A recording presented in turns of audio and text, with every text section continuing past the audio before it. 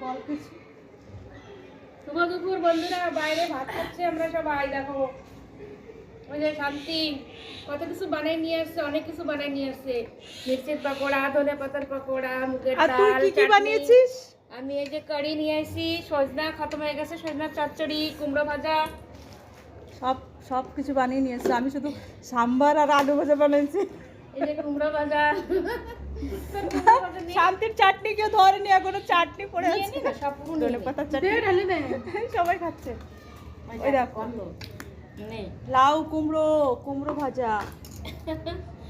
এই দেখো বাইরে খেতে অনেক মজা। রোদ্রে বসে খাচ্ছি আমরা, কি রোদ্রে সুন্দর বসে, লাগছে। ওই, আজকে একটু রোদ চাটনি উঠেছে খা না? খুব ভালো, দে তাই আমরা ভাবলাম কি একটু দে, দে, রোদ্রে একটু বসে দে। খাই।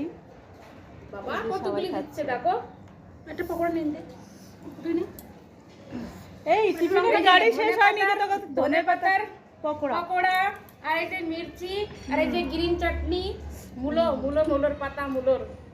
এত কিছু বানিয়েছে, খেতে খাওয়া যাচ্ছে না। আমি এখনো কারিও খাইনি, এখনো ধনে পাতা চাটনিও খাইনি, শান্তি আর ভর্তি, এখনো খুব টেস্টি, বাকি সব শেষ হয়ে গেছে, খেয়ে খুব নিয়েছি। টেস্টি হয়েছে। খুব টেস্টি হয়েছে। সজনে ডাঁটার চচ্চড়িটা খুব সুন্দর হয়েছে। Ranju thank you so much. আর শান্তির ধনে পাতার পকোড়া খুব সুন্দর হয়েছে। বাই করে দে। আমরা খেয়ে নি বন্ধুরা, তারপর খেতে ব্যস্ত সবাই। পরে কথা বলবো।